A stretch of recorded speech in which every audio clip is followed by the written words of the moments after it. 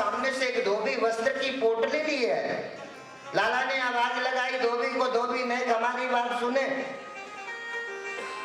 धोबी ने मुड़ के देखी, बोले गांव के गवारे गोप वालों, तुमको इतनी भी अकल ना है, तुम जिससे बात कर रहे हो? बोले तुम कौन हो? बोले मैं राजा कंस का धोबी हूँ। लाला ने कहा हमें जैसे कोई मतलब ना है। धोबी भाई तुम हमें अपने कपड़े, ये जो पोटली में कपड़े, हमें कपड़े दे दो, हम तो राजा कंस के यहाँ मल्ल युद्ध देखने के ताई आए। ये मेरे सारे सखा मित्र हैं, इनके पास कपड़े नहीं है ठीक से, इसलिए कपड़ा दे दो, हम पहन के जाके देख करके वापस चले जाएंगे। वापस जाते समय हम आपके कपड़े आपको दे के चले जाए। गोपवाल ने जैसे ये कही तो धोबी ने झिड़क के बोला, ये गांव के गवार गोप वालों, तुमको पता है ये कपड़े तुम्हारे बाप दादा ने भी ना देखे होंगे। ये बड़े महंगे कपड़े, हीरे जवाहरात से जड़े हुए ये अद्भुत वस्त्र हैं। ये राजा कंस के वस्त्र हैं, राजभवन के वस्त्र हैं, राजकुमारों के वस्त्र हैं। ये वस्त्र गांव के गवारे गोप वालों के लिए नहीं है। लाला ने सोची तो कंस की तरह उपदंड है धोबी। लाला ने एक रपाटा दियो और धोबी का राम नाम सत्य है। और धोबी का राम नाम सत्य करने के बाद सारे कपड़ा उठाए के आज लाला ने सारे गोप वालों को दिया। वो कपड़े पहने तो कपड़े तो बड़े बड़े विशाल काय शरीर वाले कपड़े अब गोप वालों ने पहने। गोप वाले तो छोटे छोटे। लाला से गई, लाला ये तो और गजब की बात है गई, हमारे कपड़े जैसे हैं कम से कम हम कपड़ों में दिख रहे, और ये कपड़े पहन के तो हमें समझ भी नहीं आ रही कि हम हैं भी कि नहीं है। ये तो बड़े बड़े कपड़े, इनको पहनने के बाद कोई बात बनी ना है।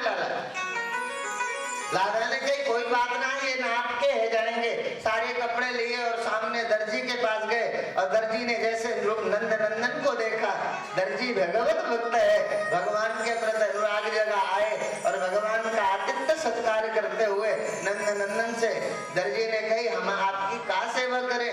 लाला ने कही और कोई सेवा ना है, ये मेरे गोपवाल है, मेरे सखा है, ये सब राजा कंस के द्वारा आयोजित मल्ल युद्ध को देखने के ताई आए हैं और इनकी ड्रेस बड़ी है गई है, इसको इनके नाप की बनाए। बैठाई और फटाफट दर्जी ने सारा उनके नाप के ड्रेस बनाई। अब सारे गोप वालों ने पहने। लाला बोले मजा आ गई, अब हम ब्रजवासी तो लगे, पर आपको पता है ना हम ब्रजवासी हैं, बिना थोड़ा चंदन टीका पोटा लग जावे तो हम दूर से पहचान में आएंगे कि ब्रजवासी हैं। इसलिए लाला वस्त्र तो ठीक है गए, अब चंदन मिल जाए तो सामने देखा तो टेढ़ी मेढ़ी सी एक स्त्री स्वर्ण के पात्र को हाथ में धारण किए चली आ रही थी। नंदन ने देखा ये तो कंस की दासी है, वो तो सब अंतर्यामी है, जानते हैं भगवान। आवाज लगाई ये सुंदरी तू कहाँ जा रही है?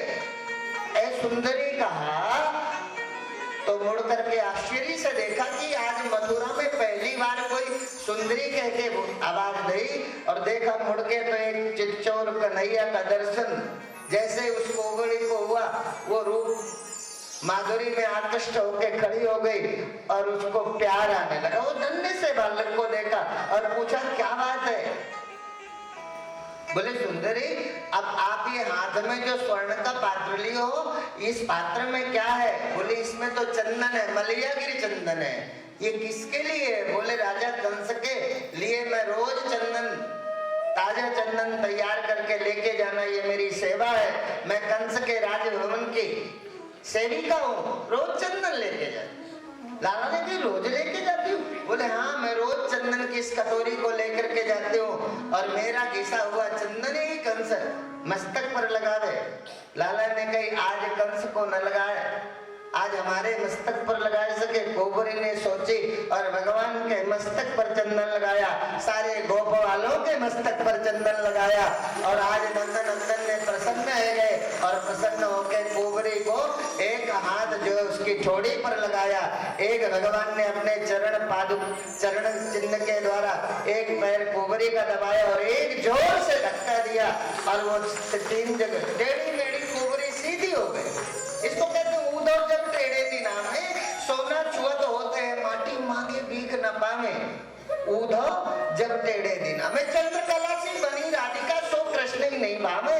अति टेढ़ी सी बनी को कोवरी ताको कंठ लगावे उधो जब टेढ़े दिन आवे। जब बुरे दिन आते हैं ना तो चंद्रकला से ऐसी सुंदर चंद्र की कलाओं से जिस राधिका के सौंदर्य का प्रतिपादन कवि लोग करते हैं, ऐसी सुंदर राधिका को भी भगवान ने कभी अपनी तरफ से ऐसे अंक में नहीं लगाया जैसे आज इस कोवरी को अपने अंक में नंद नंदन ने भर लिया और कोवरी का वो खोया हुआ सौंदर्य वापस मिला।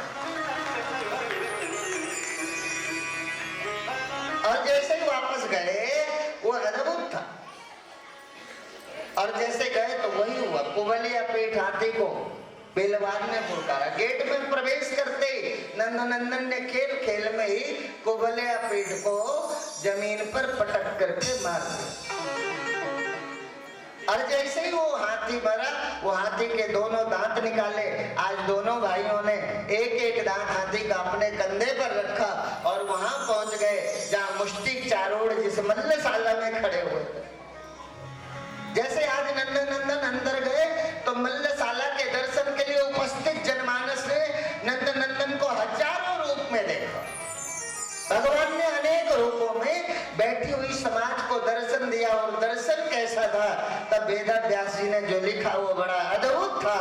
उन्होंने कहा मल्लानाम ससिनराम नरवरा स्त्रीणाम स्मरो मूर्तिमान गोपानां स्वजनो सतां चितभुजां शास्त्वा सपित्रो शिशु मृत्योर् भोजपदे विराट विदुषा तत्त्वं परं योगिनां मृष्टीनां परदेवतीत विदितो रंगं गता साग्रजा। जैसे भगवान उस मल्लशाला में प्रवेश करते हैं तो उपस्थित जनमानस ने जो दर्शन किया वो भगवान को अनेक रूपों में देखा। बोले मल्लों ने मल्ला नाम ससना, मल्लों को भगवान बच्चों के समान दिखे, पुरुषों को श्रेष्ठ पुरुष के रूप में, स्त्रियों को मूर्तिमान कामदेव के रूप में भगवान का दर्शन हुआ और गोपों को अपने स्वजन सखा के रूप में भगवान ने दर्शन दिया और दुष्ट राजाओं को दंड देने वाले शासक के रूप में आज नंदनंदन ने दर्शन दिया। माता पिता की उम्र को प्राप्त मनुष्यों को आज पुत्र के रूप में भगवान दर्शन देते हैं और दादा और दादी की उम्र को प्राप्त मनुष्यों को भगवान आज पोते के रूप में दर्शन देते हैं। जो जिस उम्र का था, जिसकी जैसी भावना थी, उसी रूप में भगवान का दर्शन होने लगा। और भगवान का दर्शन ही नहीं हुआ, समाज उठ करके खड़ा हो गया।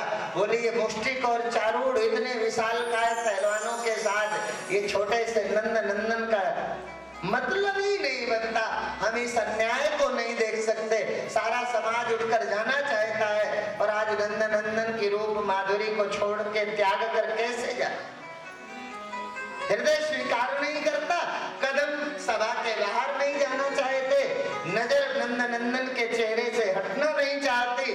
सारे लोग स्तब्ध खड़े हुए हैं और देखते देखते नंदनंदन ने कही मुष्टिक और चारोड़ से कि भैया नेक अपने शरीर को देख के हमसे कुश्ती करने की बात करो। हम नेक से बालक, आप इतने बड़े बड़े शरीर वाले, इतने ताकत वाले, हमारी आपकी कुश्ती का कोई मतलब भी ना बने। भैया हम तो आपसे लड़ने के टाइम बड़े बालक हैं, हम आपसे लड़ेंगे कैसे? मुष्टिक चारोड़ ने कही ज्यादा बातें मत बनाओ। 10,000 हाथियों का बल रखने वाला कुबलिया पीठ हाथी जिसको तुमने राज दरबार के मुख्य गेट पर मार करके चले आए और हमारे सामने आए कि बच्चा बनने का नाटक करो। लाला ने कही भाई देख लो, हमारे लड़ने की कोई बात ना है, पर हम तो बहुत देख छोटे से बालक, आप बड़े बड़े पहलवान है के हमसे कुश्ती कैसे लड़ोगे? पर नहीं माने तो जो अद्भुत हुआ, बोले चारोड़े मुष्ट के कोटे सले तो सल के हथ।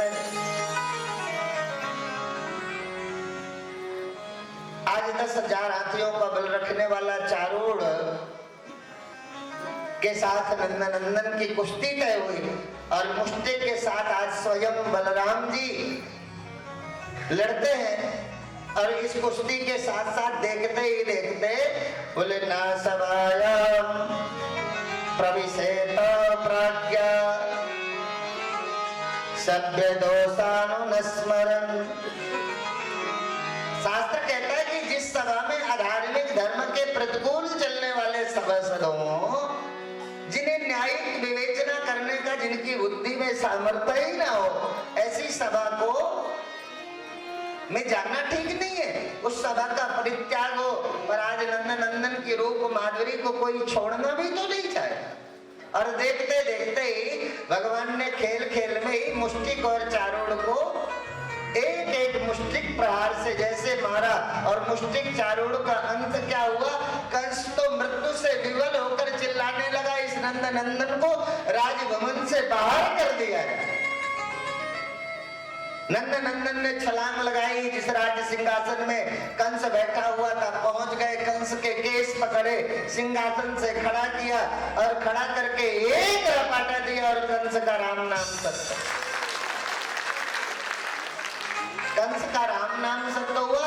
तो अंदर प्रवेश करते हैं राजभवन में, अपने माता पिता से भगवान मिले। और आज भगवान को संदीपन मुनि उज्जैन जब शिक्षा अध्ययन के लिए भेजा गया, और वहां शिक्षा अध्ययन के बाद जब गुरु माता ने दक्षिणा मांगी, तो गुरु माता का मृत पुत्र स्वर्ग से वापस ला करके दक्षिणा में भगवान ने प्रदान किया। अर्थात भगवान उसे कहते हैं जो किसी नियम का अधीन नहीं है। सारे नियम जिसकी उपस्थिति में बनते और मिटते रहते। जल किसी बुलबुला का अधीन है क्या? जल किसी लहर का अधीन है क्या? जिसकी उपस्थिति में सब खड़ा होता है संसार, जिसकी उपस्थिति में रहता है, जिसकी उपस्थिति में लय हो जाता है, ऐसा त्रिकाल आवादित सत्य को हम कैसे जाने? उस परम पिता परमात्मा सर्वशक्तिमान है, ऐसा विश्वास करके जो इस जगत में रहते हैं, भगवान का भजन करते हैं निश्चित रूप से। और आज थोड़े दिन के लिए ही सही, पर आज गुरुकुल में पढ़ने गए, ठीक है ना? और अपने मित्र उद्धव के साथ बोले गच्छ शीघ्रम ब्रजम हे सखे सुंदरम श्रीलता कुंज पुंजादि निर्मंडितम। अर्थात जब गोपिकाएं भगवान कृष्ण के प्रेम में विवल थी, तब भगवान ने उद्धव को भेजा। उद्धव ज्ञान के परिचायक है और धीरे धीरे कथा बढ़ेगी और हमें ठीक कल के समय कथा पूरी हो और कथा की पूर्णाहुति नित्य के विश्राम में सोने में सुहाते हैं। ये स्वर्णिम क्षण है जहाँ कथा भी हो। और देखो भगवान की सन्निधि में अस्थि और प्राप्ति। कंस की जो दो पत्नियां थी, उन्हें अपने पति की मृत्यु का शोक नहीं हुआ। पति मरा ये तो दुख था, पर पति को मारने वाला नंदनंदन है, नंदनंदन पर आरोप नहीं किया। जब वापस अपने पिता के पास गई मगधराज जरासंध के पास, तब बताया कंस तो अपने ही कर्म के कारण मरा।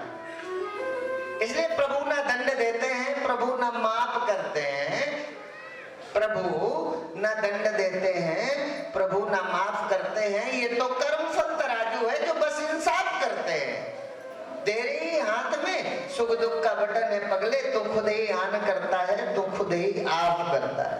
ये तेरे ही हाथ में सुख दुख का बटन है ना?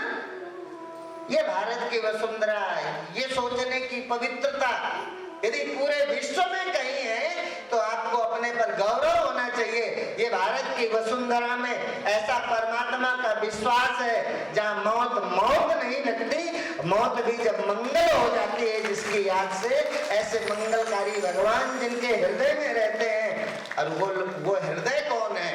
बोले वो भारत का मनुष्य है जिसके हृदय में गहरे में कहीं नंदनंदन ने एक अपना स्थान बना रखा है। जब संसार में चारों तरफ दुख होता है तब कन्हैया हमारे पास होता है। यह हमारा सौभाग्य है।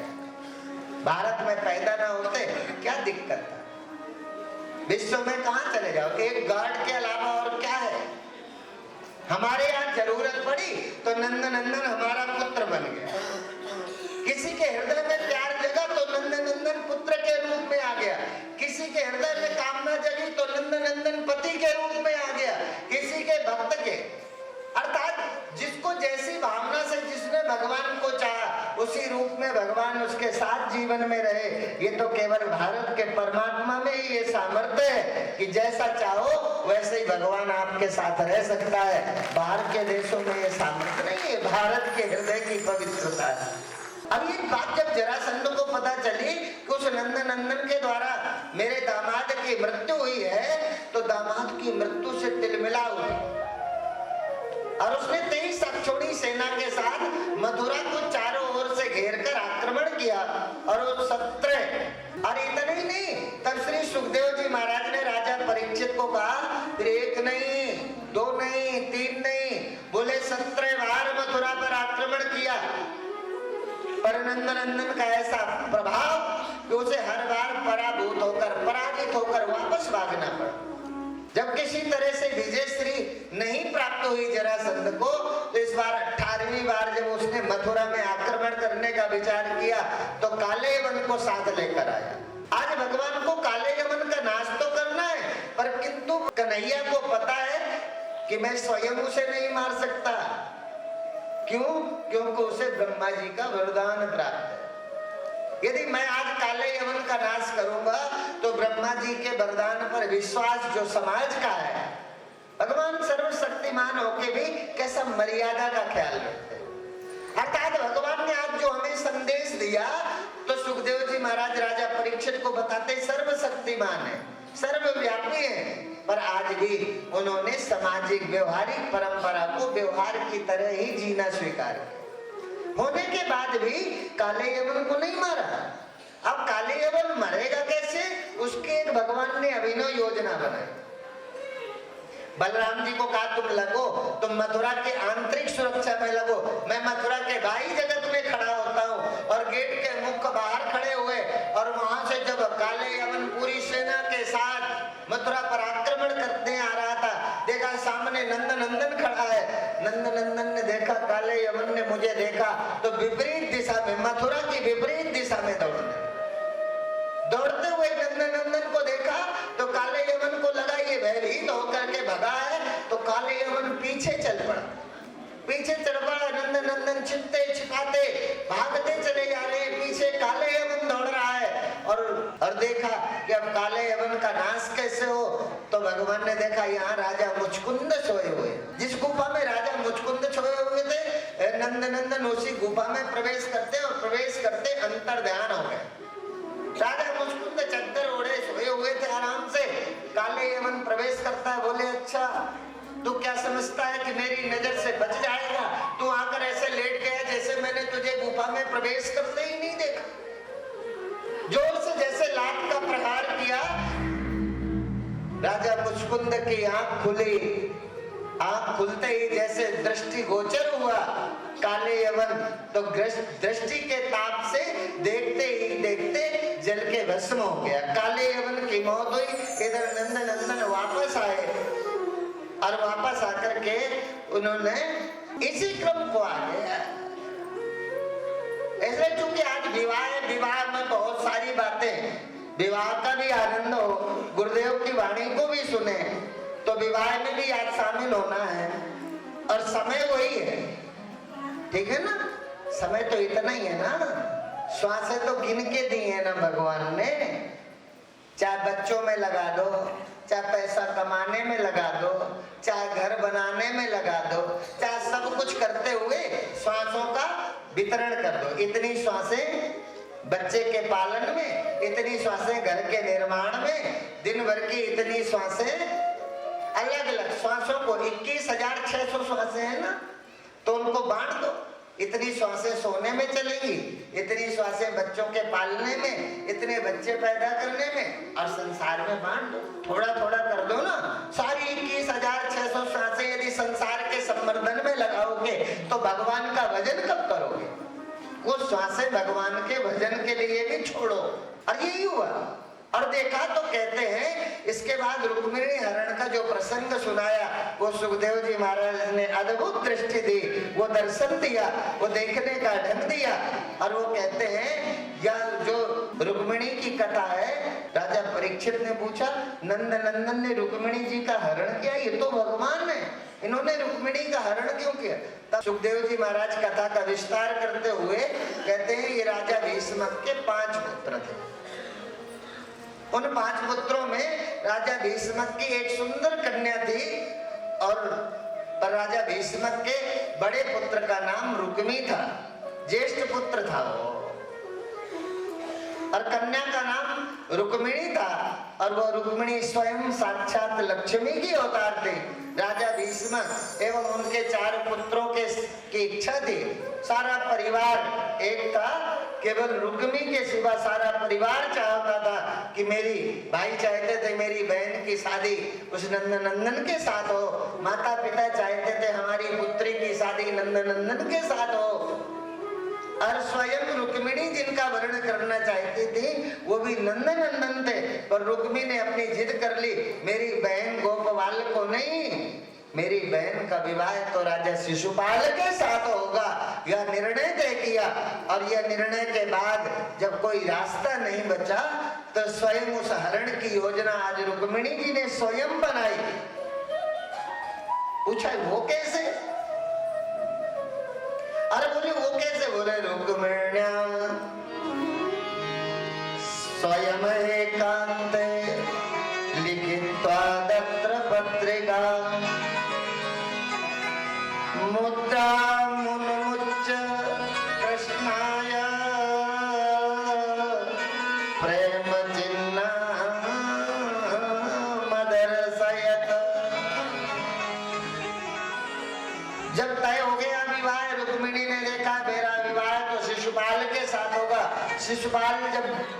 शिशुपाल ने अपनी सेना उस राज्य के चारों तरफ फैला दी, दूर दूर तक कोई रुक्मिणी को स्पर्श भी न कर सके, ऐसी अभिनव योजना तैयार हो। रुक्मी और शिशुपाल ने की दोनों सेना उस नगर के चारों तरफ सुरक्षा में लगी है। आज इस सुरक्षा के बीच रुक्मिणी ने जो नंद नंदन को पत्र भेजा तो अपने ही आचार्य पुरोहित को बुलाया और वो एकांत मिलते ही जो पत्र लिखा, उस पत्र लेकर के जब आचार्य द्वारिकाधीश के राज दरबार में पहुंचा और उसने वो पत्र जब द्वारिकाधीश को दिया तब द्वारिकाधीश ने कहा पंडित जी यह पत्र तो पढ़ के सुना तो देर लगेगी, खोल के दो को आप पढ़ के सुनाओ। तो जो पढ़ के सुनाना प्रारंभ किया, भगवान के स्वरूप की महिमा गाते हुए जो रुक्मिणी ने लिखा, बोले श्रुत्वा गुणान भुवन सुंदर शृण्वतां निर्विश्य कर्ण विवरय हरतोंगतापं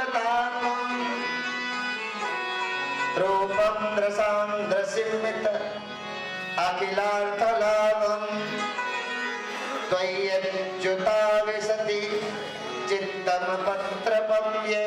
लिखा बोले श्रुत्वा गुणान, भगवान के गुणानुवाद का स्मरण करते हुए जो लिखा रुक्मिणी ने कहा कि मेरा परिवार, मेरे पिता, मेरे और भाई, मेरा ज्येष्ठ भाई रुक्मिणी